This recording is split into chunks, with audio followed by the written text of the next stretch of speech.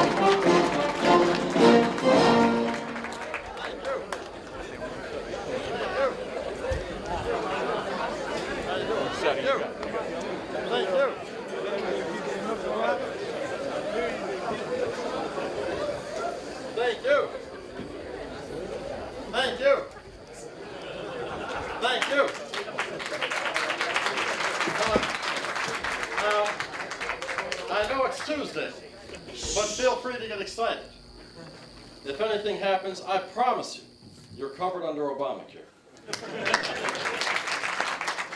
Now, first, I'd like to thank Chaim for that wonderful introduction. Let's give him a big round of applause. Thank you so much.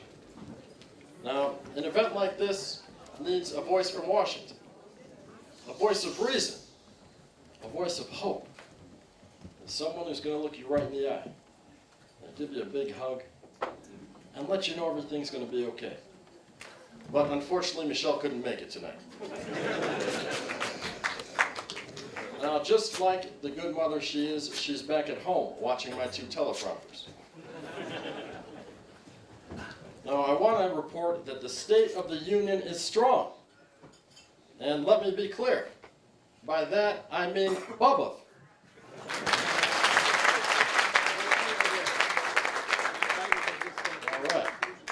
Now, I want to take this opportunity to congratulate Bubba on their big win.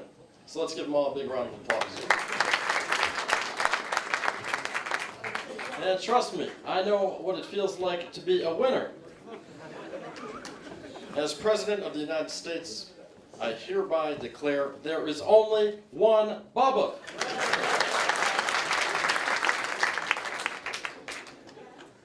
Now, perhaps we can fly Rabbi Aaron Bensi and Beigel to Washington so he can straighten out Congress once and for all.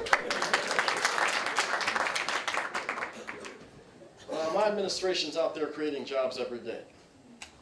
I'm out there fighting for people like Mary Grady from Tallahassee, Florida. Mary worked for Tropicana for 22 years until she got canned. It turns out she could never concentrate. But in the past few years, we've seen over 4 million jobs created in the private sector, a boom in small businesses. And for the first time in the history of the United States, 75% of the people in this country make up 3/4 of the domestic population. that was a big one. But I'm humbled and honored to be speaking in front of a room of such distinguished individuals tonight. You see, usually I'm stuck talking to Vice President Joe Biden. Now, he's a great guy and all, but he's got the attention span of a fruit fly. He wanted to come tonight, but he's in LA, competing on the hit show, Are You Smarter Than a Fifth Grade? But we're here tonight to pay tribute to Shlomo Bochner. How you doing? Now, the prominent president of a very important and prestigious organization, Bonei Olam. Shlomo is a great American, a great patriot. He makes me proud to be an American. Mr. and Mrs. Bochner are credited for helping 4,000 new babies being born. Now, of course, I'm hoping that means that's 4,000 new Democrats being born. But we can only pray. Now, I'm hereby making an official announcement. As soon as I get back to D.C., I'm going back to the Oval Office to sign an executive order to issue $100 million to Bonei Olam.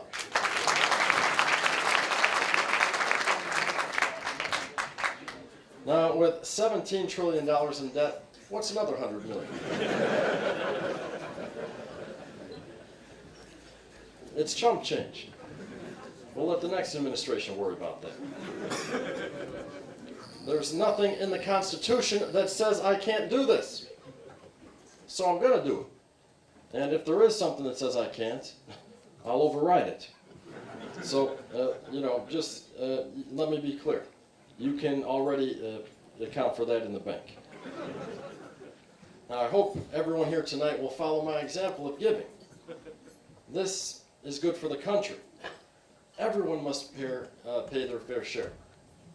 Now, everybody knows I'm raising taxes on those individuals fortunate enough to make over $250,000 a year. Now, no, it's okay. Coincidentally, my plan also caps the presidential salary at $249,999 and some change. So I'm cool.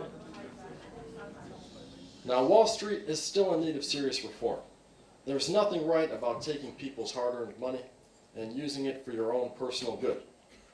In my opinion, there are two places for people like that: prison and Congress. But people keep coming up to me saying, Mr. President, your hair's getting more and more gray every day. Now, look, that's not just from the stress of the job. My mother-in-law is living with us. I remember the first day we moved into the White House. I turned to her and I said, Mama, mi casa es su casa. That means my house is your house. The next day she turned around and tried to sell it. She had for sale signs all over the front lawn. Now, I'll be leaving for Israel tomorrow, and I'll be meeting with my good friend Bibi. I'll also be visiting the Kotel, and I know Esther, who is a Teitelbaum from Satmar, will understand.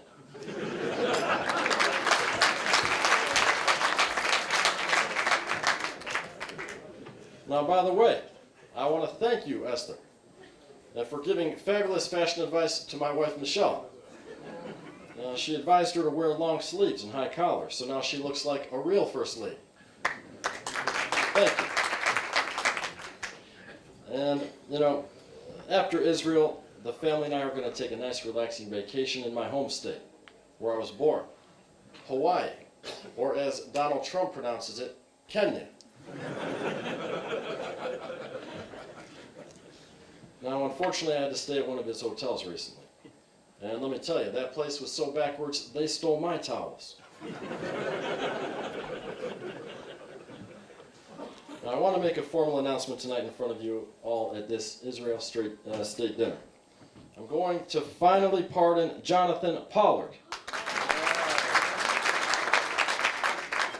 And I will pardon all the remaining Jewish prisoners, as long as they're all Democrats. Now, I'd like to thank my good friend and secret advisor, Chaim Ziegler.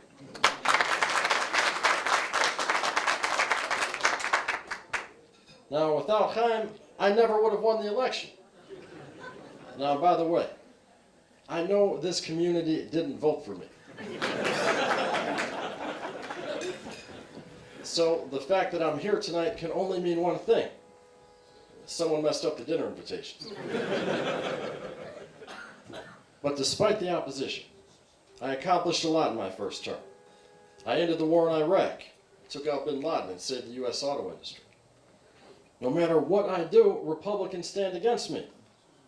Last week, I signed Valia's report card, and John Boehner tried to repeal it. It's ridiculous. But thank God I listened to Chaim's good advice. He said, Barak, if you want to win, just give, give, give. And he said, give more. Increase all the programs that invest in the future of this great nation. But live in the present. And by present, he meant give presents to everyone, like Obamacare, welfare, and those prepaid Obama phones. Now, I want to thank you for giving me the opportunity to meet such a fine group here tonight and to partake in this lovely occasion. Now, my only regret is that I wasn't invited to the wedding. So, living in the White House can get lonely sometimes. Harry Truman once said that if you want a friend in Washington, get a dog. So we did. His name's Bo. Actually, his full name is Bo Diddley. Bo comes from my initials, and Diddley represents the amount of support I've gotten from Fox News. That's why I play so much golf. It's an individual sport. You don't need many friends. And Michelle had a putting green installed for me on the south lawn of the White House. And the landscaper designed it with my personality in mind. Every shot starts out straight, then breaks hard to the left. So we have a lot of fun out there. Now, I just have a few more words to say.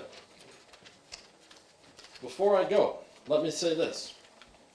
I know I'm a busy man and all, but next time there's a wedding in this community, please make sure to invite me. I wish the newlyweds, Yehudis and Ari, a lifetime of health, happiness, and success. And don't worry, your presents are being flown in by Air Force One from D.C. So thank you. God bless you. And God bless the United States. Thank you all so much. Thank you.